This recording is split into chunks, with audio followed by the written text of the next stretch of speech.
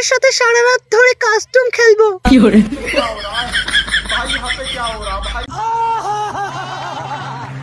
এই আমাকে একটু দে না, আমার M10টা গরম হয়ে যাচ্ছে। তুমি ওই ছেলেটার বিচির ডোকায় কি করছিলে? ওই কিছু না তো।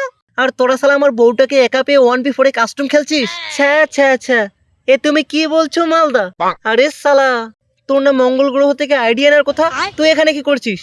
আসলে কি হয়েছে মালদা, মঙ্গল গ্রহ যাওয়ার টিকিটটাই পেলাম না, তোকে শালা আমি ওয়ান টাইম মেরেই মঙ্গল গ্রহে পাঠাবো। বাবা যদি গ্রুপে এসে দেখে যে আমরা দুজন গ্রুপে আছি, তাহলে কি হবে বলো তো? কিচ্ছু হবে না, বরং আমার লম্বা M10 দেখে ভয়ে পালিয়ে যাবে। কিরকম M10? কালো M10 দেখবে না। কি হরে একই ড্যামেজ লস কোত্থেকে আসছে?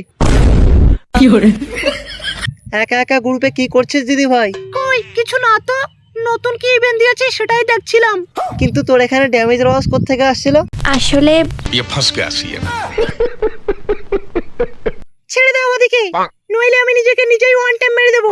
পাগল হয়ে গেছিস তুই? বাপের দুধ খেয়ে বড় হয়েছি, পাগল তো হবই। তোমার লুডোর জন্য পাগল, আর আমি আইডির জন্য।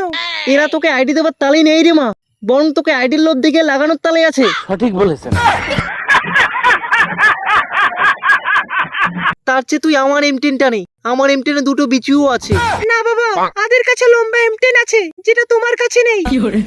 আমি তো লুডোর নেশায় ভুলেই গেছিলাম যে ফ্রি ফায়ারে গুলিবল কিভাবে মারতে হয়, কিন্তু আদের মুভমেন্ট স্পিড দেখে আমার আপনা আপনি গুলিবল পড়ে যায়।